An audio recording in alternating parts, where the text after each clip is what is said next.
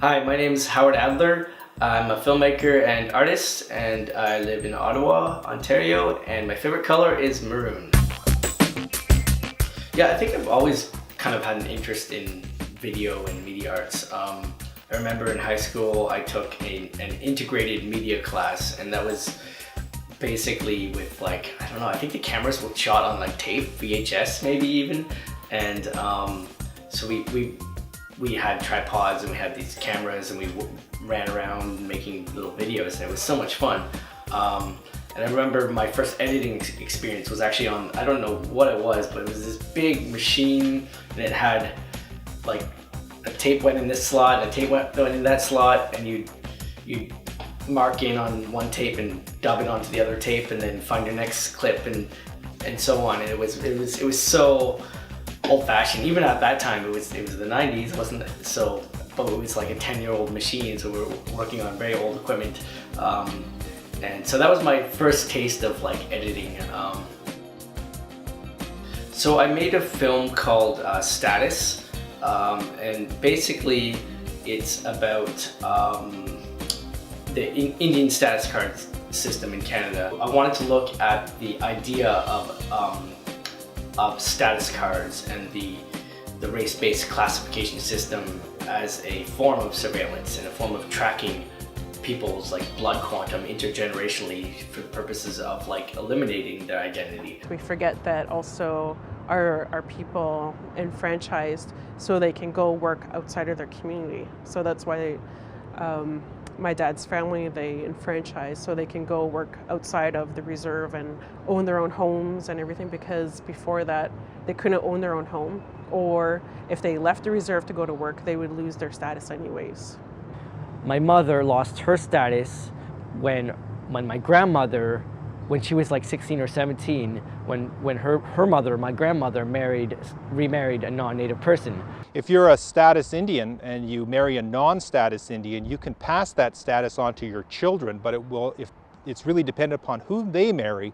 And if they marry a non-Indian person, then the status ends with them. It's not passed on. But then there's also these anomalies that occur where you have a status Indian who is reinstated as a 6.2 under the Indian Act, and when they marry a 6.1, that child becomes full status 6.1. So it's a numbers game. I think the film turned out really powerful. Like they got a very clear criticism of the status card system in Canada. It was very clear, and I think that resonated with people. So a lot of the feedback was really positive. But I mean, I did write a blog to go along with the film that CBC put online, and so that, I mean, if you get anything talking about Indigenous issues, I mean, you're gonna get all that, like the trolls commenting, and so there's all that the darker side of things. But generally, people that have seen it have responded positively and said that they learned something from the film. So that just makes me happy. I've started a film festival called Sinabka Film and Media Arts Festival. The way that happened was, I guess me and some friends were back in 2012 hanging out, and we started thinking, like, how come there isn't an Indigenous film festival in Ottawa? One thing led to another, and the next thing I knew, me and my friends were writing grants and planning a festival. So our first festival was in 2012, and then we did one every year since then. So 2015 marks our 4th annual festival, so it's pretty exciting. So my current project is a film called An Object with Spirit, and that is a documentary film about the Indian Residential School Marker Project. 5 artists were selected to come together and design a marker to commemorate the legacy of residential schools in Canada. And that was like a huge task for these artists to meet only for 1 week and to get to know each other and to come up with an object that would encompass this huge history.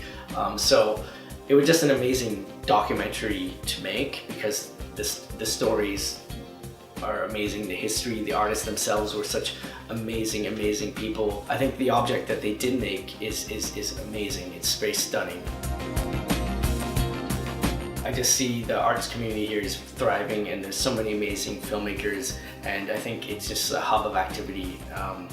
And there's also some amazing festivals in town.